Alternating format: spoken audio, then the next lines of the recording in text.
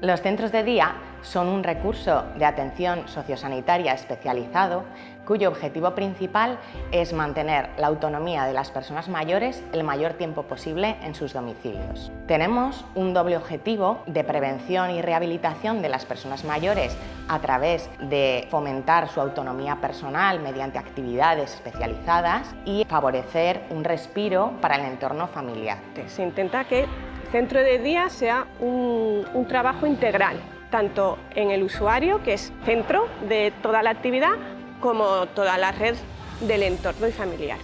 Se hace programas de apoyo emocional a las familias que quieran participar para que sepan sobrellevar los cuidados a través del programa Cuidar. En el centro de día realizamos una acogida al usuario en el que le recibimos y hay un periodo de adaptación que suele durar más o menos un mes. Desde que entran en el centro de día se le hace una valoración inicial de todo el equipo interdisciplinar, que está formado por la terapeuta, fisioterapeuta, enfermera, trabajadora social y auxiliares. El servicio del centro de día es un servicio que está centrado en la persona. Las actividades son grupales, pero están basadas en unas necesidades individuales y sus gustos y sus preferencias.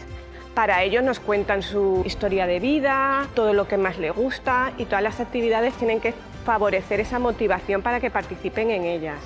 Hay actividades que trabajan a nivel cognitivo, actividades físicas, actividades sociales que favorezcan la relación y actividades con el entorno. El personal está especializado en las actividades rehabilitadoras y preventivas, que son las que necesitan las personas mayores en situación de dependencia. Las actividades cognitivas, que son todas a la hora de trabajar la memoria, estimulación sensorial, orientación en el entorno, todo tema del lenguaje. En fisioterapia son actividades físicas, van desde educación de la marcha, rehabilitación de actividades motoras, de alguna parte del cuerpo que necesitan trabajar más, psicomotricidad. Luego estarían las actividades más de tipo social y lúdicas.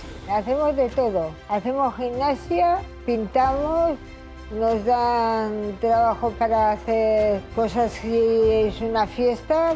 En Aragón contamos con casi 400 plazas de centros de día ocupadas actualmente.